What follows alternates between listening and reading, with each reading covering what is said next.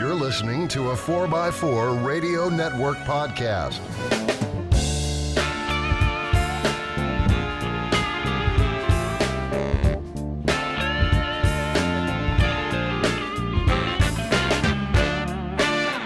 I really need to get the cricket sound effect. Hey, Jeepers. Welcome to episode 116 of On the Trail with Kevin and Scott. I'm Kevin, the engineer, the guy who, basically does his own research, reads instructions, tries to use the right tools, and most of the time follows those instructions, unless I feel like being creative. And I'm Scott. I'm the slapstick parts guy, completely covered in aloe from the sunburn I received over the past weekend. And I am a real parts person, which found a new great outlet for a Facebook page. It's basically made for parts professionals, and oh my goodness, do we have fun talking about the rest of the world. But with that, while we all will always share what works for us as well as what didn't, it's always up to you to do your research, read the instructions, and my main man Kevin hit me with that line. Please follow them. Yeah, boom shakalaka. And we got confirmation of that this past week. Yes. 100% confirmation of that. Yes. With everybody we talked to. And what are we talking about, folks? Well, if you were anywhere in the southeastern United States, you were probably barraged by Jeeps making beelines as fast as they could go, all the way up to maybe 45 miles an hour on the freeway, heading for Daytona Beach, Florida, and the infamous Jeep Beach. That's right. This year it was called the Jamley Reunion. Yeah. In Daytona Beach, and it's arguably posted as the largest Jeep-only celebration in the southeastern United States, and OTT was there. Yes. And for some idiotic reason, we worked it the whole weekend rather than enjoying it. Well, it's good. It all comes with the territory. I mean, I have fun. Yeah. Every time we go there, we have fun, and that's one of the things that was kind of posted real quick. A quick little byline. Everyone says, "Oh, it's just debauchery and spring break." Yeah, There's some of that, yes, but it's mostly out on the beach. It's mostly out on the beach, and you know what? It's nice to reconnect with old friends, see some really cool vendors. Mm-hmm. Get new products, new builds, products, all kinds of stuff, and it's actually a really fun time. And the money goes to charity. It does, and I will say this is the one year I didn't see anybody flip on their lid on the obstacle course. Yeah, that's always a plus. They took away the big concrete blocks, I guess. Yeah. We didn't have it last year, folks. 2020, it was all set up and go. Pop, COVID shut it down. And there are people out there that have the Jeep Beach 2020 coins and stickers, but it never happened. Yeah.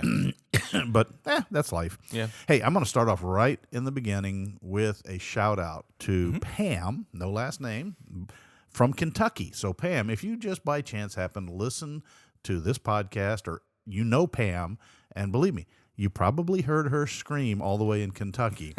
Pam won the giveaway Wrangler Rubicon powered by a 392. Yeah, that was nice. That is really nice. And yes, folks, they actually raffled off a 392. I said about 2 tickets. Yeah. And you could hear when they announced the name, you could hear the scream over the roar of the crowd. Yeah. So that's absolutely awesome. You imagine driving to Jeep Beach in your Jeep and going home with a new Jeep or another Jeep. Yeah. It's not like you have to trade your old one in. Yeah, pretty much. But man, the fuel price, the fuel mileage for that thing. Oh. We ain't even to the Florida line yet. We got to fill up again. We were kind of hoping to win it because, one, I'd love to see Dory with her lead foot driving that thing. And can you guys imagine Kevin with a 6.4 liter? No. That would be fun to watch. Hey, there's things possible in the future. You need new tires. It's only been 600 miles. Well, it's been a rough 600 miles. Let me rotate the rears to the front and the front to the rears, and I'll get another 600. We like to call this digital driving. Yes. What is that, you ask? Full-on throttle, full-on brake. Full-on throttle, full-on brake. So anyway, congratulations, Pam. Yes, congratulations. Hope you enjoy your new rig. Let's see, what else we got? Oh, the other neat thing about this show this year, Scott and I actually were listed in helping build 2 of the show Jeeps. Yeah. Our friend we've mentioned before and interviewed on the show, Stacy, and her hubby, David, and their website is somewhere with sweet as Southern. I'm sorry, Southern is sweet tea. Southern is sweet tea. Yeah. Stacy, her 1-ton builds on a JKU. We made it a day late, but we were thrashing to, let's see, we did a metal cloak lift, PSC, long arm PSC conversion for the entire steering system. 1-ton axles? 1-ton axles, 42-inch tires on Swampers, I think. Swampers on Raceline wheels. Raceline wheels, and get it all fired up and get it out on the road with no check engine light. Yay. Woo! It blinked a few times, but it seemed to go back and go, okay, I lost that battle, and kept going. You just push the gas harder. Yeah. So Joking. So that was one of the two builds, and we actually got our logo on the build sign. So Yes. thank you very, very much to really Stacy, David, their sponsors at Raceline, Swepco, Metal and Cloak. PSC and Metal Cloak. Great sponsors for her. And we also put in quite a few hours on another build with Red Scorpion Fabworks, his Jeep Roxy, which back to is life. back to life and looking like a movie star. She had the prettiest dress at the party. Oh, she did. Roxy will be subject to some later discussions and maybe a video or two. I'm working on some editing for Ron right now. Roxy got powder-coated body tub, Flame red. I forget the color he gave it to. He told the actual color, but it's really bright, including the armor. The interior then was Linexed by Linex of South Tampa. With red sparkly sparkles. And they did some inlaid logos of the Scorpion. Yep. And then did a glaze coat with red sparkles. So in the sunlight, the inside of that thing's Glitter bomb went off. well, yeah, it kind of reminds me of the Oscars walking in, all the glittery dresses and that kind of stuff. And she got a carbon fiber hood on her now. That was nice. the cherry on top. That was. That was a drool factor for a lot of us TJ owners. And then Ron promptly broke it. What? Yeah, he broke the drive shaft literally the first I thought day. The hood. I'm like, No, the Jeep. Oh yeah. Yeah, it's somehow Ron got the idea. He got sass talked by a Corvette. Come on, man, light her up. And he tried to, and unfortunately, he snapped driveline components. On the other hand, he's incredibly fortunate that our friends at Specialty Driveline, Shane and Mel, and the whole crew there, were on their way to Jeep Beach and took the time to fab him up a replacement drive shaft and bring it over to Ron, who changed a drive shaft on the beach. Now, how Jeepin' is that? Yeah, I know how Jeep Beach is that. Yeah, exactly. So hats off to Ron for making the deadline, sir. Yes. Even though I was there with you till God knows when some nights. And hats off to Shane for customer service. Yeah, that's outstanding. So that was kind of cool for us to be able to go in and not just look at other people's builds, but actually have a hand in some of these builds. And a few knuckles and some skinned elbows and walking into the underbelly of that Jeep a few times, top of the head, little minor details. Hey, whoa, wait. Pump the brakes there, buddy. Head injuries are my forte, okay? Yeah, well, you weren't there the same time I was. No. What got me, guys, is funny. We were working with it on the lift high as we were doing a lot of stuff like that, and then somebody lowered it down to get something, and almost every one of us forgot that it had been lowered a foot. Thwack! Oh, that's right. You put it down a foot. And everyone wonders why I wear bicycle helmets when I'm underneath the Jeep. So that was pretty awesome. Now, on to the teaser from last show. Yes. See, we told you this is going to be a busy show. Yeah, this is an info dump. Yeah, this is definitely a data dump. And that would be, we promised you guys that after the interview with Dominic and Ben, I think. Dominic and Ben from Mickey Thompson. I did have to kind of follow behind because I was talking to people a little bit in depth, and Scott was just boogieing down there going, hi. I was being a social, but hey, I'd finished all my schoolwork and I was outside to play. You were.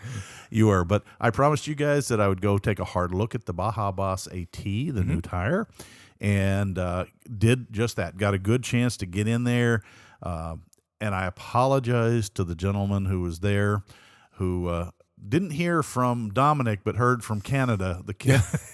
Yeah. Can I byline for a quick second? Go ahead. When you guys do this, I mean, this is awesome when you guys and gals do this, because I told Kevin this. I walked up and I was the first one there, And I said, and again, I walked him and said, "Oh, this is the new Baja Boss." And he said, "Yeah." And then the guy looked down and saw the logo and says, "You're that show." Now, I don't. That show. I expect it from people like on the street in Jeepers, but when you have some guy in the Mickey Thompson tent go, "You're that show," and I'm like, "What?" Okay, I said, "Did Dominic and Ben talk to you?" And he goes, "No, I got a phone call from Canada." Like, what? He goes, "Yeah, one of your listeners called up and asked about an order to set or whatever the case was." And I'm sitting there going, and it was surreal because he goes, "Yeah, so here I am talking to the guy that is a co-host to the show that ordered tires that I didn't know about, that is sitting here in front of me with the logo on that I sent tires to." And he goes, the whole thing, he goes, "Man, you're a pretty cool guy to meet." And I'm like, "Yeah, so are you, but wow, this is really surreal." Surreal. So when I show up, Scott goes, "Oh, you must be," the guy goes, "You must be Kevin." Scott was here before me, right? He goes, "Yep." So anyway, on to the technical stuff. Yeah. I dug around the tire, and I'll try and give you my first impressions. It was a pretty impressive looking tire. Mm-hmm. It has a tight tread block. You can now see it online on their website, Mickey Thompson Tires and Wheels, and it's a Baja Boss AT. It's kind of an interesting asymmetrical pattern, but you have to look close. In the tread chunks, some of the blocks are 90-degree face between the groove and the block, which really aids in traction. Right. But it makes noise. So every couple of blocks, those blocks are angled with a 45-degree edge on the top of the tire so that they will allow trapped air to escape rather than whine. Mm-hmm. And so as we were talking about it and looking at the technical details, looking at the depth of the side biters, they are pretty serious. Yeah. As well as discussing the what they call their power ply, which is an extra strength, extra denier cord as part of the belting system to make it even stronger. But they kept it down to a 3-ply sidewall. Yes. And for those of us in the lighter Jeeps, the 3-ply sidewall means that we actually get sidewall flex without having to have 7,000 pounds of dead weight. Yeah. Okay. And I'm not picking on it. I mean, my Ford truck has that kind of weight on it.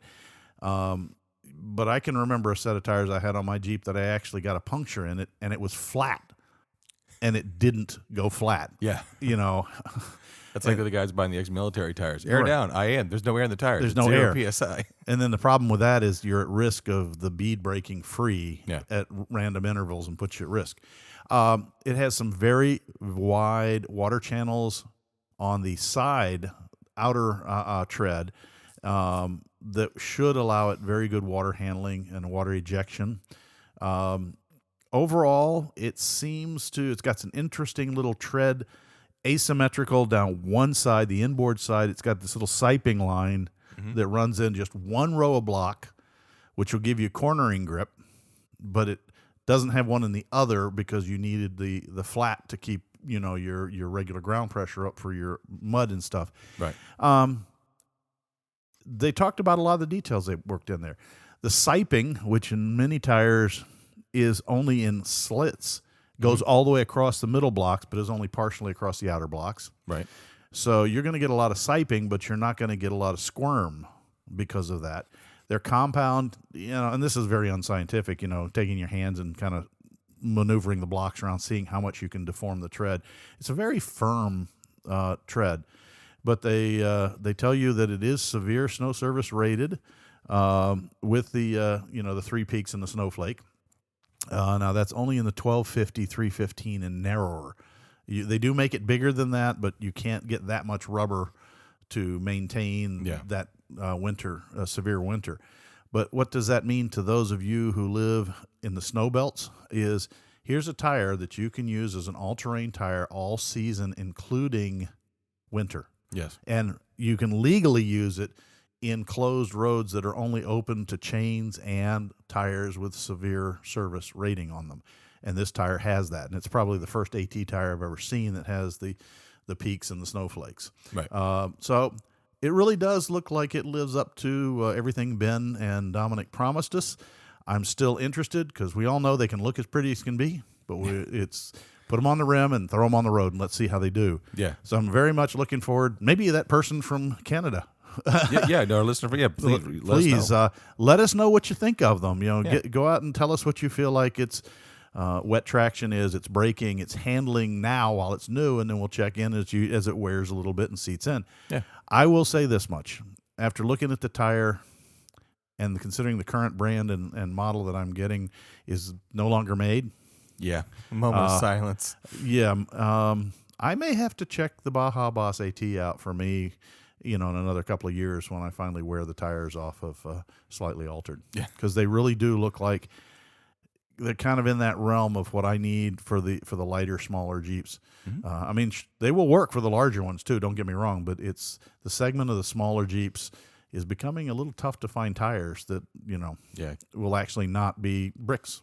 So that was kind of fun. That was kind of fun to have a good technical talk with the guys at Mickey Thompson. And that's one of the cool things, like Kevin and I talk always about, is that sometimes you go to these events, sometimes you get the marketing department, which there's nothing wrong with. But No. this time, they really put their best foot forward. They got the A game on. They sent the engineers. They sent the question-answer people. Yeah, they really did. So they would take me off to a corner so I wouldn't obscure the view of the booth from everybody else, and then we would just go into it.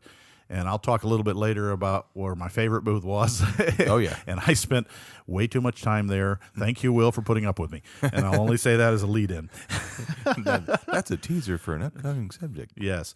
Then you spent some time in a booth yourself. And that's actually... Little one that, went... Well, Dory, I love her dearly. She's the one half of the finance department. Mm-hmm. As you all know, we got her a Gladiator. And it's kind of coming... It was actually kind of funny. I don't want to do anything to it. I don't want to mod it. I don't want to lift it. I don't want to... And now she's starting to shop for jewelry. There's an asterisk in that. She goes, I want to be able to climb into my Jeep for a while, thank you, because the 4-inch JK with 35s, I had to jump in every time. And we put the amp step on for you. And she's okay. And, she's been doing a lot of extra work, and she's like, you know what? I see Warren has get a free cell phone controller and show pricing. I'd like to get a winch because, Dory's very much, let's do, safety first. We preach it. And, one of the first things we had on the JK was a winch. When she's like, I really, you got this steel bumper that sits down nicely, where that winch is at. She goes, I want to get a winch. I want to get a Warren winch. I said, okay, cool. Okay. Let's go look at them. So, of course, we, tippy tire up into that bench. And it was kind of funny, which is, I'll do a little teaser for later, but we're sitting there driving through and Dory's looking at all the Jeeps and the Gladiators on 37s and all this. And she's looking up and she kind of goes, and I said, yeah, you're the baby Jeep. She goes, I don't want to be the baby Jeep. I'm like, okay, well, you're the baby Jeep. She goes, I don't want to be the baby Jeep. So we show up to Warren, and of course, we talked to Brad, real nice guy, because we talked about how we do some, we do the occasional recovery courses. Yeah. And we asked a couple questions, and bent his ear for a little bit. And I said, hey, look, she's looking for a bumper ornament. She wants to get a winch. She wants a Warren.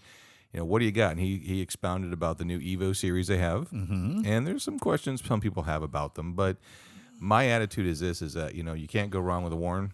Yeah. I'm sorry. That's how I feel. And, he said, I'm like, well, should I get a 12,000? He goes, just stick with the 10,000. It'll fit the bumper. And he had a setup right there, which was a 10S series Evo, right in a JL bumper. So I knew exactly how it looked. He even had the same bull bar that Dory has on hers. Okay. And she looked in and she goes, that's what I want. I want that's that easy. set up right there. And I said, okay. And so off we went to go buy a show-priced Warren winch, and away we went. And the thing was kind of nice. It was easy peasy. Now I just have to wait for the back-ordered mounting plate. But that's okay. It'll get here soon enough. It will. And folks, what Dory wanted, I actually cross-examined going, okay, well, why don't you just get a whole front bumper? I know I like the stock look. Okay. I'm the last person that can argue with that, you know.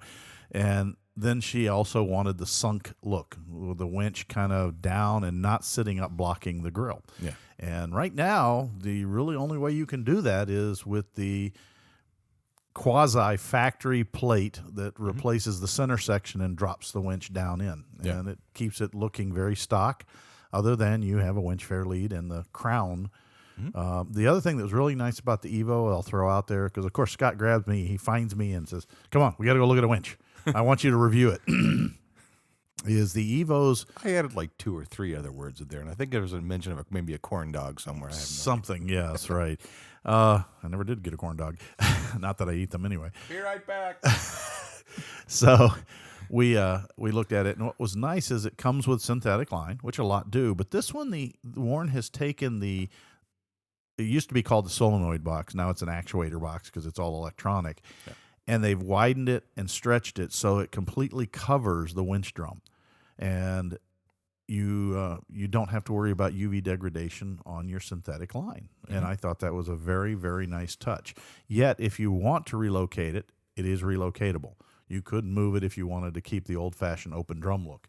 So that was kind of neat. I challenged him about the concerns that I've voiced many times on this show about latency in the controllers.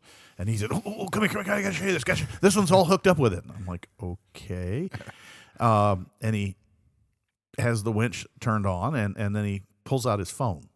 Right. And he's showing me that he's controlling his winch with his phone.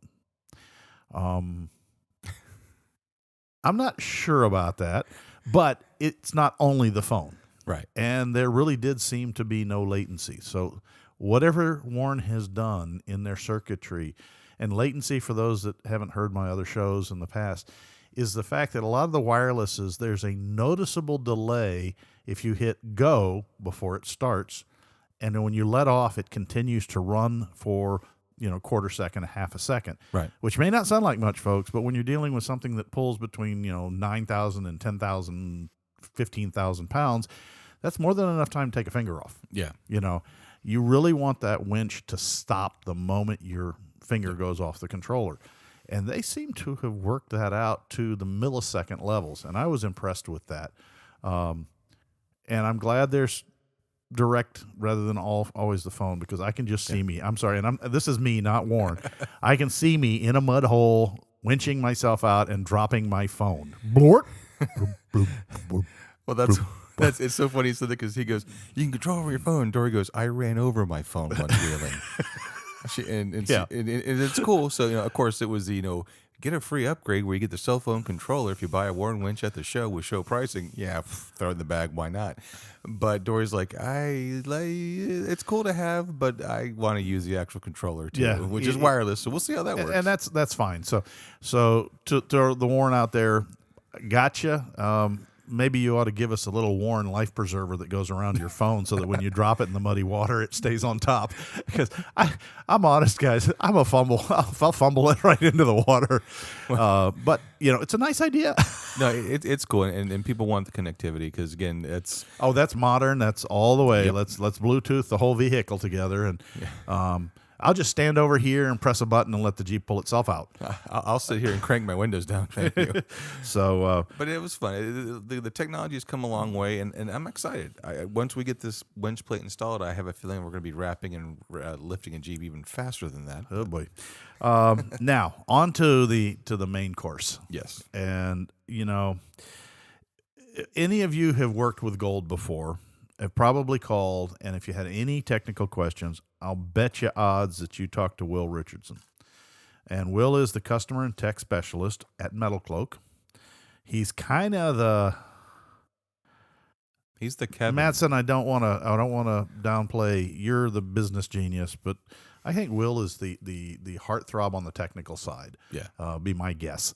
The man is a walking genius at suspension. Yeah. He took me over in the corner and we got to talk about things that you guys would probably think are obscene, things like anti-squat and anti-dive, and other kinds of torquing on front ends when you're flexing and not torquing. And it was fascinating. You did that because while you were talking, I kind of made a comment to Dory. I'm like, I'm going to go to the bathroom while the adults talk. And bless his soul, not one day, but 2 days, Will put up with me, talking to him, asking questions, talking history, talking differences. He's willing to look you in the eye and say, well, this is what a Heim joint will do. This is what a Johnny joint will do. This is what a Duraflex will do. And he'll discuss the weaknesses of each and the strengths of them. And he's not afraid to tell you that, there are some things a Duraflex isn't the best at, But as an overall system, he thinks his is probably superior, and I'm not going to argue with him since that's what I run and have been running now for almost a decade. That's one of the first things he said. Like, hey, didn't you buy a lift? I was like, yeah. Why didn't you install it yet? Got to work on the oil leak. Yeah, oil leak and Duraflex bushings do not befriend make. No, I said, no. well, I don't have to worry about from the oil pan back ever rusting. This is true.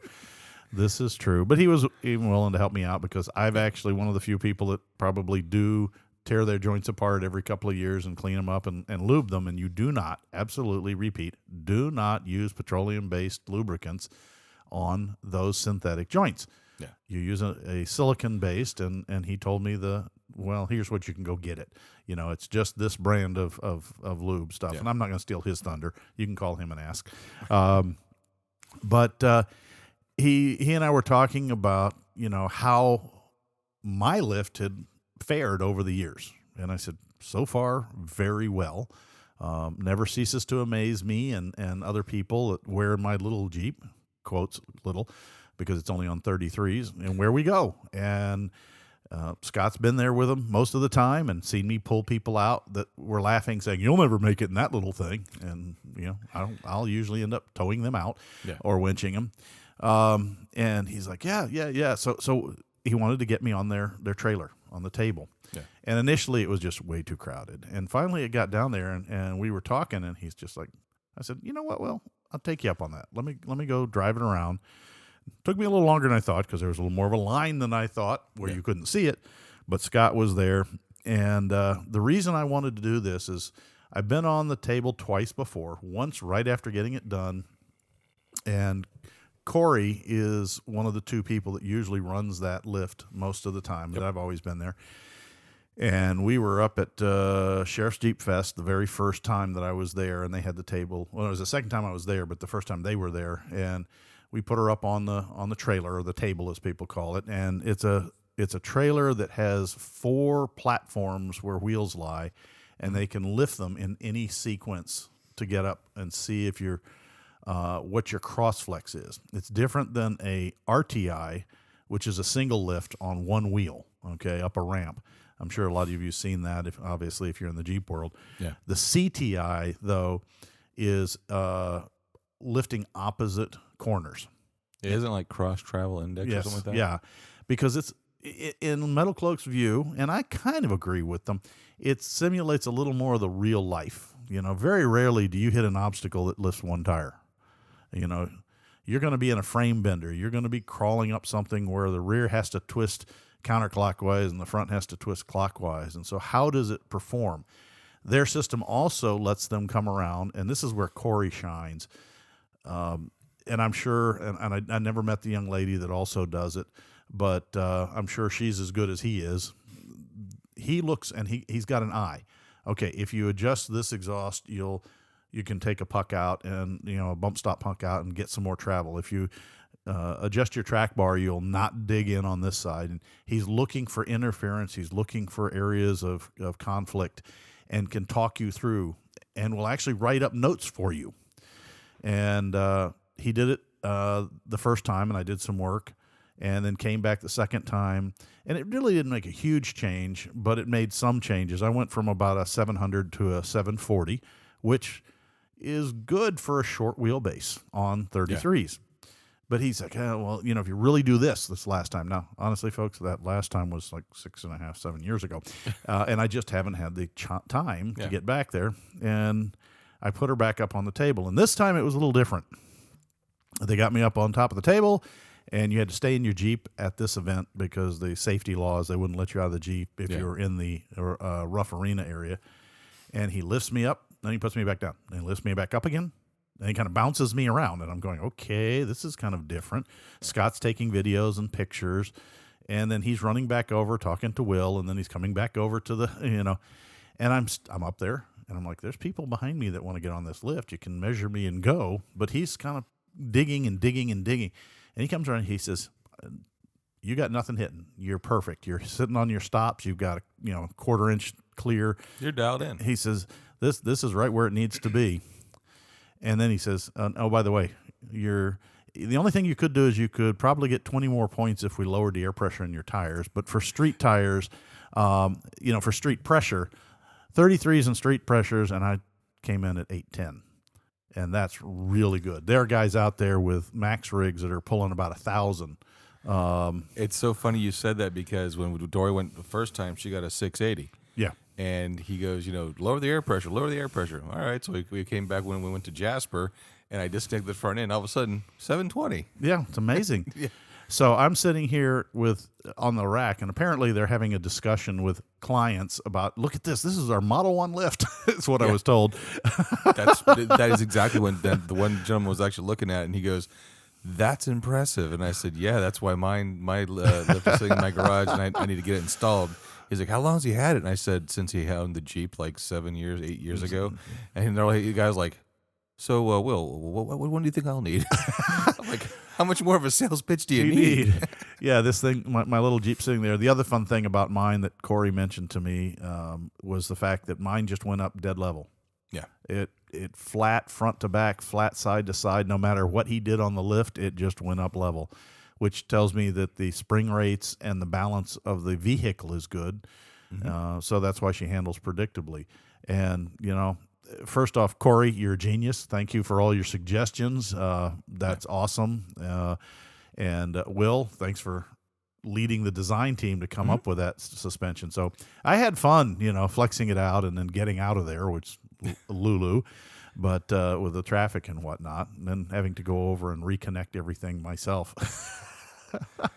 Well, it's kind of fun. I do want to take a quick little byline before we break here in a minute, but Corey and was it Corey and Madsen? Who else is available on that? Because they actually, we were talking a little bit, and I've followed Corey for a while. Matson Breakley or Breakley, I'm not sure, Matson, how you pronounce it. Corey Osborne and Jesse Greenland are and then of course Will Robin Richardson. Yeah. Sorry, Will. Yeah. Are kind of like what I would call the crazy four at the center of that mass.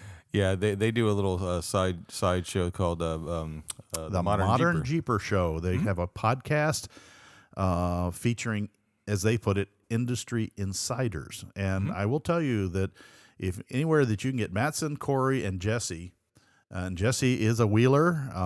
I'm sure Corey is too, but Corey's kind of that technical under the hood kind of. If you've seen the yellow LJ, Yeah. that's Corey's Jeep. Yeah.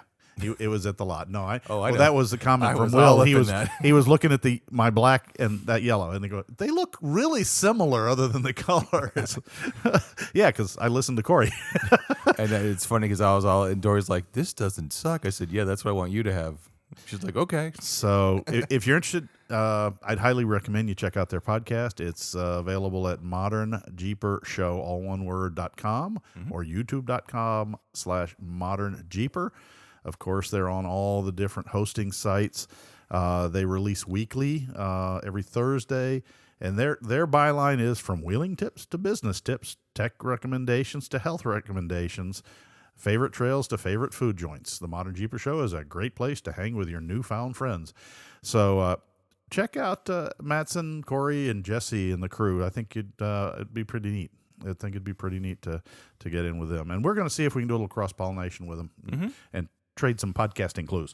Well, and again, you can't go wrong with the person that owns an LJ. There's some truth to that. I'm you and the sorry. unicorn hunters. Yeah. And don't keep telling me that the horn's the best part at the barbecue. Oh my goodness, I have nothing for that. So with You obviously haven't read Dilbert. So with that, we're going to take a quick little side break, and we will be right back after this message.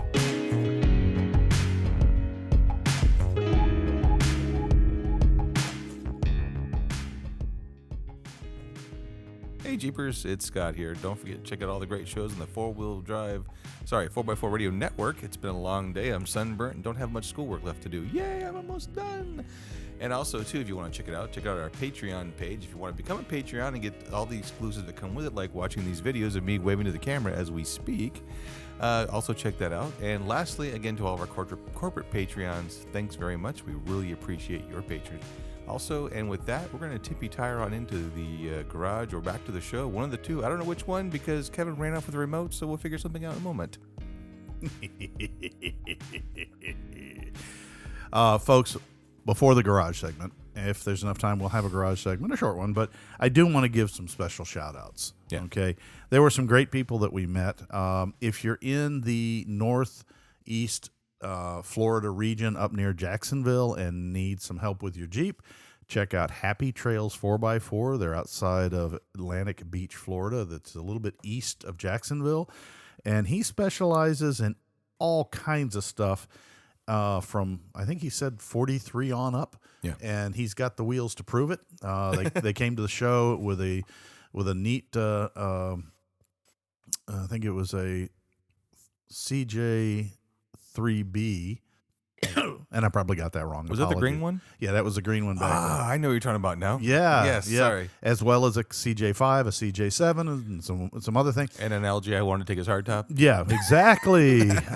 And they do builds and they do engine conversions, suspension, you name it. They do it up there in the Jacksonville arena, as well as, help Jeepers. Like Jeepers help Jeepers. Exactly. So it's awesome. Feel free to check them out. You can check their online store at www.happytrails4x4 allruntogether.com. And they're on Facebook, Twitter, Insta, Whoosies, and all those other fun places. Oh, thanks for saying that. Speaking of which, if you want to see the video of Kevin on the CTI ramp, there is a video on our Instagram page. Oh, there is. Okay. Yes. That's nice for me to know. Yes. Another shout out, and I'm sorry you didn't put your name on your card, but I had a lovely chat with a gentleman all the way down here in Jeep Beach from Alaska.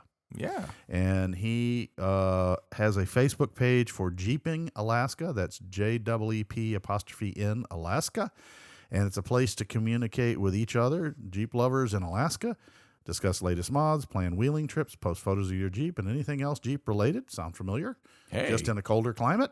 I love their logo with the Jeep in the middle and a moose on one side and a bear on the other.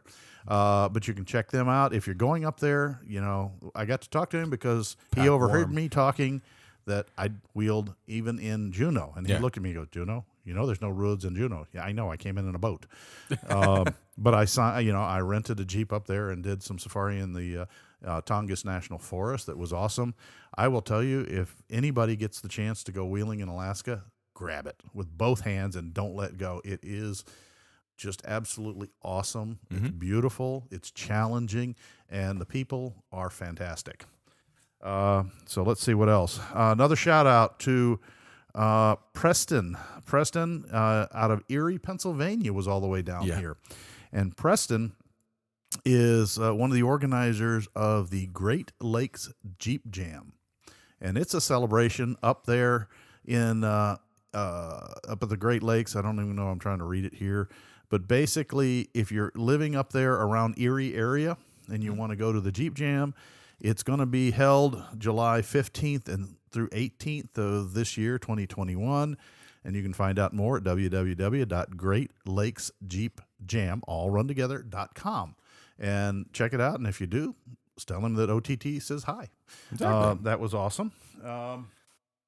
As I dig through all of my references here, as you can tell, we covered a lot of ground. Well, one of the things people might want to say is again, this is information that we want to share that our listeners, we think you guys might like. Again, one of the things we try to do is cover all facets of the Jeep community, not from builds, wheeling to information like a trip to Alaska. Yep. Another big shout out to Jay Payson and the rest of the crew at HP Tuners. And any of you who've played in the engine swap arena may have heard of HP Tuners. I got to spend about a half an hour chatting with them, get some information about their hardware, their software, and the knowledge base that they have beyond the actual product. One of their gentlemen there, they brought one of their tuner guys who actually does the software coding. It was just incredible to talk to them about the knowledge base that they have, that if you're doing an unusual engine swap and you want to do the tuning, you want to talk about, the different things. These guys really, guys and girls really know their stuff. It's a small group. They were kind of set back deliberately because they're not really there directly for you, but to support the industry that's supporting you. Unless you're one of those crazy people, like I just might be, of buying the tuner kit, and they will sell it to you yourself so that you can do your own tuning. Odds are, if you've got a conversion with, an LS or a Hemi, Yeah. the tune was probably done with HP tuners to take out the theft control, to modify so that it knew the gear ratios and that kind of stuff. So, Jay, thank you very, very much for spending time with us. I will be in touch for more information. I think that's great. And the last shout out I want to give to is to some fellow Face for Radio people. Yeah. I got to go up to the booth and meet the folks. Ooh, I can coin a new term. Sorry, Jeepcasters. Jeepcasters. Okay. Yeah. Jeep Beach Radio, JBR. They provided all of the audio over. They actually run it right there. They have a broadcast system. Really neat bunch of people. It was a lot of fun talking shop with them. If you're in that area, you can check out their website, their Facebook page. Just look up Jeep Beach Radio. They were really good at information, keeping everybody informed. And they were like, "Oh, I recognize another radio voice." So and I got more and more paper here. Right. They're just starting now to post pictures from Jeep Beach. So if you get the chance to come down here next year, I think you ought to consider it. You have two choices. Scott actually stayed out on the beach, right where the old Daytona beach races used to be. Yep. They call it the Clock Tower, and that was one of the 180 turning points at the end of the old oceanfront racetrack. And he was literally walk out his door and was there. Oh, yeah. I had the beach. I basically also had access, again, to the beach. There were restaurants right above me. I had the world was your oyster, and you had oysters to eat, too, if you wanted. Yep. But the reason why we keep coming back and the reason why we like it is because it's a little touristy in some aspects. But, living on this side where you have the Gulf, it's kind of like, it's all right. But get out there in the Atlantic, like a couple of days the wind was really blowing. Man, that wind was kicking up that surf. It was nice. We really enjoyed it. And again, it's a way to get away. It's a little bit of a vacation. I recommend at least staying at 2 or 3, 4 days. Well, can I finish my segue now? Sorry. Since you stole one? No, what I was going to say is he stayed on the beach. Yeah. But you have options. I didn't stay on the beach because I knew I'd be working the infield, and there are hotels literally surrounding the racetrack, and it put me. I could have walked in if I wanted to, but it's much more fun to drive your Jeep in through the tunnel underneath and back up the other side and listen to the train horns. Oh, I heard your eye twitching. Guys, I have a hearing loss to start with, so when you set your train horns right off next to me, I'm likely as not to pull your valve stems. But we won't go there. Yeah. To each their own. I managed to kind of just plug my ears and try and save what little hearing I have left. But so for me, I stayed at a significant cost reduction out there by the racetrack. Now, I had to go in to the beach the same distance that Scott had to come out to the track. So flip a coin. And there's food galore all over the place. This is a tourist town. It's the racetrack town. Mm-hmm. There's lots of things to do. There's breweries, distilleries, restaurants, historical things. We went up and found a chunk of beach called the Rocks. That's a bit north of where we were staying in Daytona. Yeah. But it's literally a reef, a coral reef that's come up on the shoreline, above the shoreline.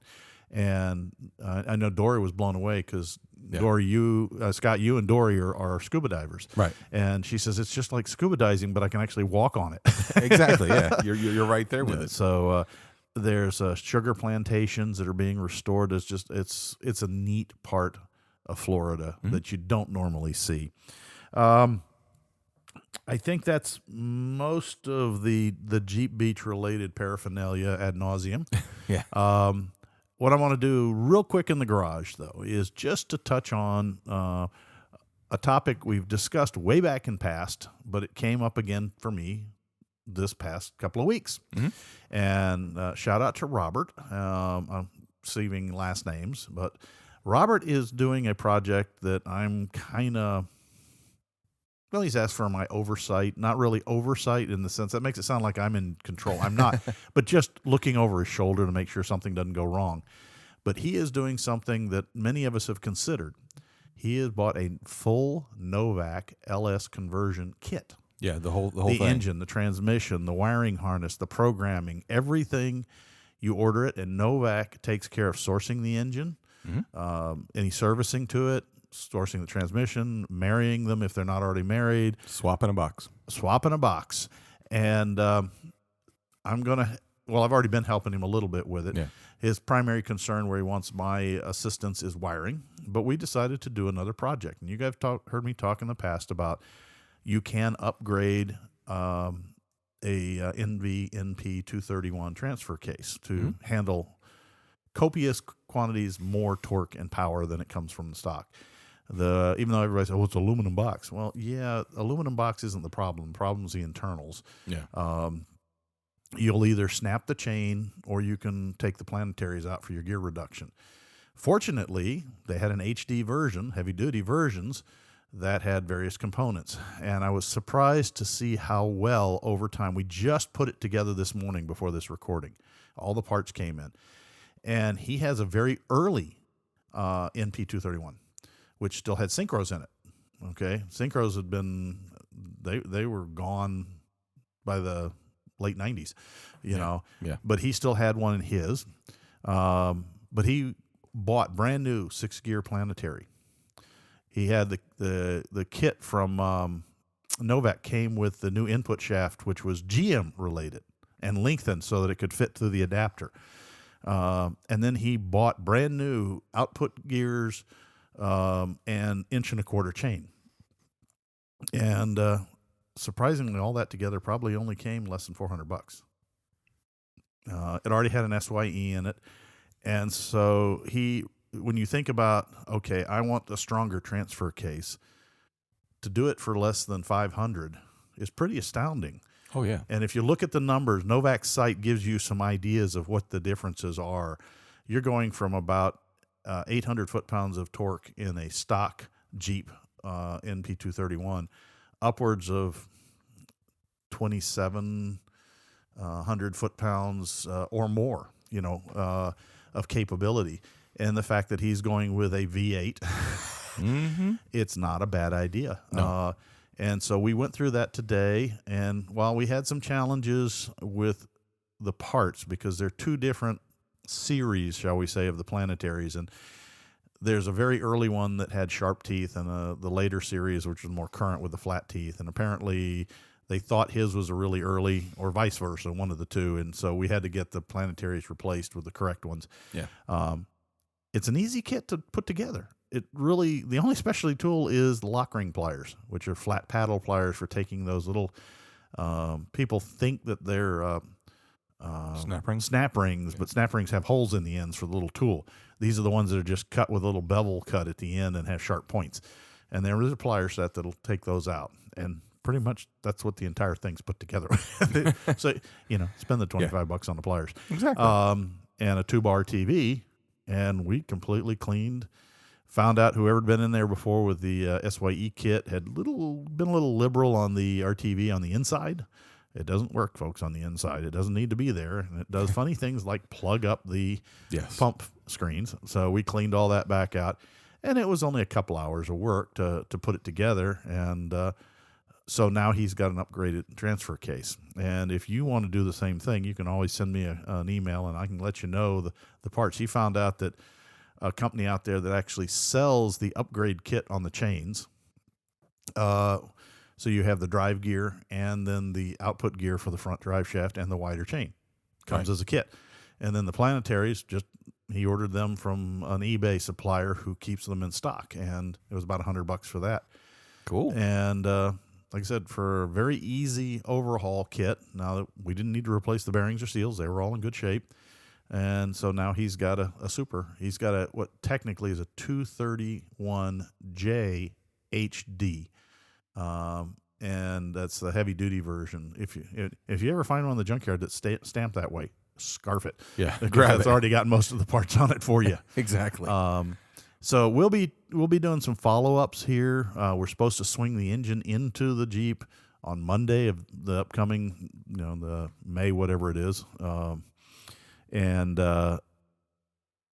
from that, he's got a little bit of drilling for the transmission mounts. and he's going to work with Shane for drive shafts. Sweet. And then he and I are going to sit down with wiring manuals and instruction books and start going wire by wire. By wire. Because, of course, his old Jeep had the early Renix ignition system. Oh. Fortunately, most of that goes bye-bye. Yeah. Full grown on that one, man. Full grown. Oh, my God. I mean, you could do it the quick and dirty, folks, and that's why we'll have a separate garage segment on that, Yeah.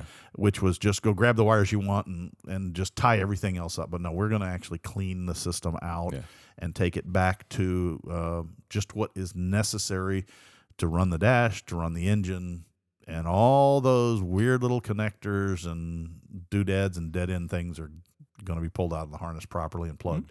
Do it once, cry once. Yep, might as well get it over with. Yeah. So, I don't know about you guys, but we had a really wild week last week. A little busy, little insane in many ways. Anything you want to add?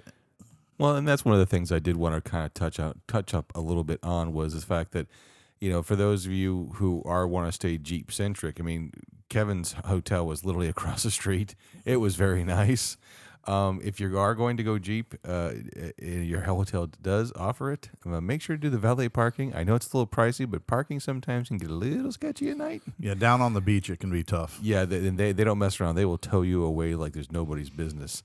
Other than that, I had a good time. It's been a couple years since we've been there overnight because we've gone for the day a couple times, but it was actually kind of nice. It was good to get away. You know, they're positive signs that people want to get out and enjoy themselves. They do. They do, and it was as low a stress group gathering as I think I've seen. Yeah. And that was very, very nice. And of course, there was some music that I enjoyed, and that was the fact that around us is the High Bank Oval of Daytona. Yeah. And the Richard Petty driving experience is given there. And all day long, you're hearing full-on NASCAR stock cars running the circuit as people are doing the experience of either driving. And it was laughing because I was talking to somebody in the parking lot, and the guy was, "Oh, this is cool. I've never been here in the infield on NASCAR, and they're running cars." And I said, "Well, that's the driving experience." And I said, "There's something you can keep an eye on." He says, "What's that?" I said, "See this one coming around?" Yeah, roaring by. He goes, "Yeah." I said, "See how low he is on the bank? That's somebody driving." And he has to drive so fast, or they're going to say, "Okay, you're done," because if you don't have the Cajongas, they don't want you hurt. I said, "Now the next one's kind of a whitish color," and he said, "Yeah, I hear it." I said, "That's being a ride." And he says, "A ride?" I said, "Yeah, that's a professional driver, and they have a seat in it for passengers." And that thing came around the track, and it was all the way at the top of the rail. Yep. And folks, I've gone on that track. I've driven my Jeep on it, and I've walked up it. We have photographs to show it. Yeah, and the idea that the car is hanging up there basically sideways on the wall at full throttle. He's probably doing about 150, 160 miles an hour across that high bank. And and the guy going, "Oh, my God." Yeah, because when you're in the infield, you're staring at the roof of the car. Yeah, you're seeing the numbers on the roof, not the doors. Unless, of course, they're down on the low track, and then you couldn't see them really because of all the stuff in the way. But still, that kind of music, whoa, whoa, whoa, whoa, whoa, whoa. As I said, that's one of the things that they did offer, along with trail rides. The Jeep Beach did offer trail rides. They sold out super fast. Yeah. Off-site, of course. And they also had where you could pay to drive on the track with your Jeep. And, of course, 50 miles an hour, don't be doing anything crazy, yada, yada, yada. I'm sure there was plenty of rules with that. Yeah. But that was a cool thing they offered. Yeah, that was. I mean, we were lucky we were there the year that they went for the Guinness Book World Record for a Jeep Parade, which we lost later that year to the Bantam Jeep Festival, I think it was. Yeah, Bantam Jeep Festival. Yeah. But I was in that, and it was kind of fun because they'd left the finish line cameras on. And if you knew where to go, you could see it. And I was able to download the finish line pictures of my Jeep. Yep. I'll just stick that up on Facebook on our page just so people can see it actually did exist. And, no, I wasn't very high up on the bank because you could have flipped a Jeep just driving in a straight line. Yeah. But it was a lot of fun. And I guess the last shout out I got to do is the organizers of Jeep Beach. Yeah. Guys, you knocked it out of the park this year. I know it's tough to come back from a year off. And if you hear this podcast, thank you from from us personally. Yeah. As Florida Jeepers, it's a lot of fun. You learn a lot. You get to meet a lot of people. I got to see a scrambler on an LJ long arm lift kit. Wow. Converted to coils. Bad beeped, Jeep. It was an awesome rig. Yeah. The things that you see there and that people are driving. There was one thing that I'm not even sure what the old truck was, but they had a JKU plastic front grille that they'd salvaged and wired to the front of the radiator. It looked like Beverly Hillbillies with a Jeep grill on the front. Exactly. They had like 8 light bars, all one stacked on top of each other. That was kind of It was hilarious. And you know what? Technically, he shouldn't have got in, but they let him in anyway because the spirit was there. Exactly. Another thing too that I saw that again, a lot of old Iron Man. I saw 2 Jeep. Is it the Jeepster Commandos or whatever? You know what I'm talking about, like the 50s. The Commando. One. Yeah, it is a Commando. Okay. Want to make sure I had that right. Yeah. Want to keep my street cred. It wasn't 50s, but yes, but still. But I saw 2 of those, man. Beautifully restored, I might add. There was a white one and a red one. Yep. I did see the red one. Actually came in with him. And it's pretty awesome. Oh, and for those of you that are RVers, now you got to get on the list, but if you can camp in the infield. Yes. And we have a friend who actually stayed in the infield, and he said it was actually pretty cool because when everybody leaves, you don't get to go into the vendor area, but you're in there, and it was kind of neat. And I was like, I looked at the price, and I'm not sure that it was any cheaper than staying in the hotel, but, it is what it is. There's some campgrounds around there, too. There are, and there's a new one being opened right next to where I stayed. They were like something like 200 lots being open for 2022. So there's all kinds of little fun things in that arena. Sweet. So we can go on for hours about this. It was a lot of fun. Both of us walked our legs off. I know Scott went and collapsed one time, and he said, "I'm not coming back. I'm sorry." Yeah. Well, it's actually funny because while staying in line to use the restroom, the young kid in front of me, he goes, "Man, yesterday was weird because like the women's line was 2 people long and the guys' line was 15 people long." And I said, "Yeah, so that kind of happens." And we were talking for a couple of minutes, and he's like, "Man, this is a really cool event." And I said, "Yeah." And he goes, "You're going to stay the whole time?" I said, "Well, we came here for the raffles, because, Saturday's a raffle. Well, they open the infield on Friday. Yep. And then Saturday is the big day. And then Sunday it's closed. And but 5 o'clock, you have to be present to win the raffles." And, Dory and I got there at noon. And he's like, "Yeah, I've been here all day. These raffles are killing me." And I said, "Well, those who know come here." Or he made a comment going, "It wasn't that many people this morning, but now it seems to be more and more people." And it's starting to. And I said, "Well, yeah, those who come every year for the raffles know." He's like, "What?" And so I told him about how you come later.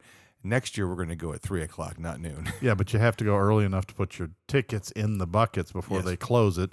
And then you could disappear for a while. Exactly. And then come back.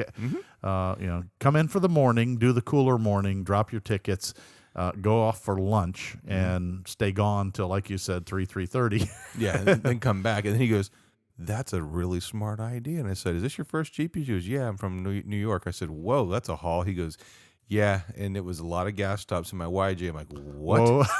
And he's like, "Yeah, I drove a YJ, me and my girlfriend, and from New York." I said, "It's factory?" He goes, "Yeah, stock YJ. Haven't done a thing to it yet." I'm like, "Dude, here's the card. You need to email us. I got to hear this story."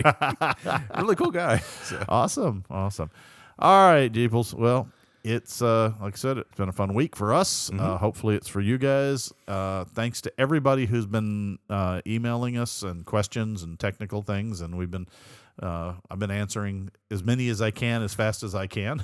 Yes, we still actually looking for information about what you guys think about the 4xe. Yeah, the Jeep Hybrid. And I do want to give a quick little shout out to Jeff Legan, who's currently rebuilding his. I'm gonna call it Johnny Rotten because a friend of mine had an XJ that was completely rotten from the inside out, and he had to replace all the stuff. So his picture of his one spring bracket was that reminded me of a Jeep not too many weeks ago that we did a full on frame repair. So he's been working on it. So shout out to you, Jeff. I'm glad to see you're back in the Jeep game. Yeah, so appreciate it. Well, I guess that's it, as we usually say now. Although everything's still operable on the Jeep now and cleaned and functioning, so I can reach down and put the thing in 4-low, lock hubs, and hit the trail. And right, remember, don't forget to take nothing but pictures, memories, and your trash when you leave the trail. Absolutely, and you just reminded me of one thing I got to roll back on. Yes, I know. As soon as I said it, I realized that we forgot the most important person to talk about. Yeah, except that I don't. Do you have his contact info? Nope. Folks, we promise you on the next show we will bring you contact information from here in Florida. Tread Lightly has started a program of training and certifying Tread Lightly. What do you want to call him? A teacher, a consultant, anything like that. That they will be talking about what does it really mean, and Scott and I really push that. We live that logo as well as use it in the show. We are going to have the gentleman on the show. I think Don was his name. I think it was Don, yes. Him Don, and his wife. And I am very sorry I've got your cards. I just, in the pile of papers, I haven't found them.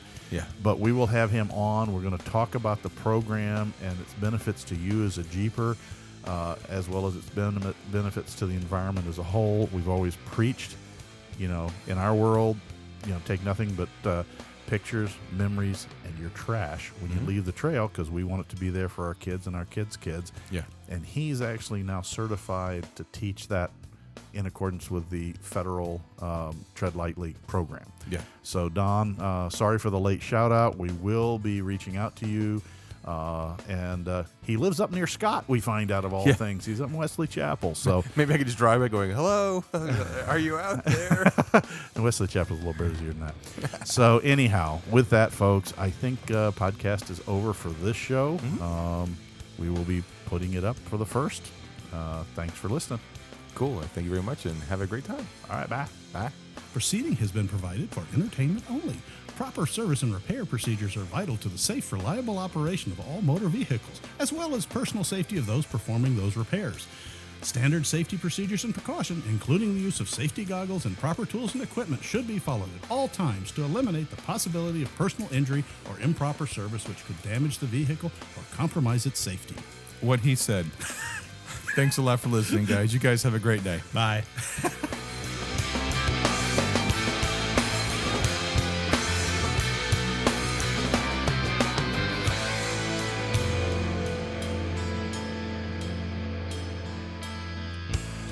This has been a Bent Axle Media production.